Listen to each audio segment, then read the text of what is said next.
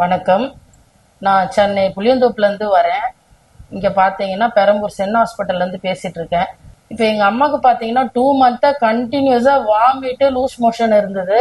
அவங்களுக்கு எதனால் அந்த மாதிரி இருக்குன்னு நாங்கள் பார்க்கும்போது அங்கங்கே ஸ்கேனு பிளட் டெஸ்ட்டு இந்த மாதிரி பண்ணிட்டு இருந்தோம். எந்த டாக்டர்ஸுமே இதை கிளியராக எங்களுக்கு சொல்லலை, எக்ஸ்பிளைன் பண்ணலை எதனால் அப்படின்னு சொல்லிட்டு.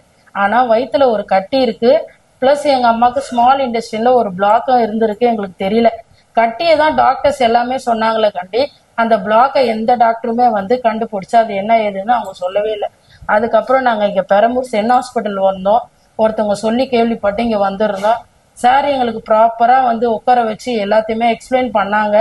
கட்டி இருக்கு, ஆனால் அந்த கட்டிக்கும் அவங்க பண்ணுற வாமிட்டிங்க்கும் எந்த சம்மந்தமும் கிடையாது. ஸோ வந்து ஸ்மால் இண்டஸ்ட்ரைனில் ஏதாவது சிறுகுடல் பெருக்குடல்ல ஏதாவது இஷ்யூஸோ பிளாக்கோ கட்டியோ இருந்தால் மட்டும்தான் அவங்களுக்கு அது மாதிரி இருக்கும் அப்படின்னு டாக்டர் சொன்னாங்க. ஸ்கேன்ஸு நிறைய பிளட் டெஸ்ட்டும் எடுத்து பார்த்தாங்க. பார்த்ததுல அவங்களுக்கு ஸ்மால் இண்டஸ்ட்ரியில் ஒரு பிளாக் இருக்குன்னு தெரிய வந்தது. உடனே சார் ஒரே ஒரு நாள் தான் அட்மிஷன் போட்டாங்க.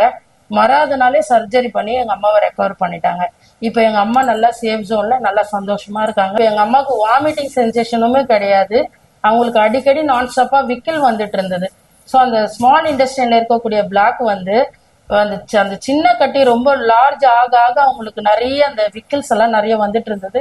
இப்போ எங்க அம்மா சர்ஜரி பண்ண உடனே 5 to 6 days ஆயிடுச்சு. எங்க அம்மா விக்கல் எதுவுமே இல்லை.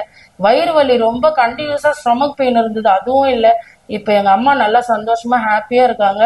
நாங்க ரொம்ப சந்தோஷமா இருக்கோம். எங்களுக்கு ரொம்ப நல்லபடியா ட்ரீட்மெண்ட் பண்ணி கொடுத்த வெங்கடேசன் சாருக்கு நாங்க ரொம்ப கடமைப்பட்டிருக்கோம். ரொம்ப நன்றி சார்.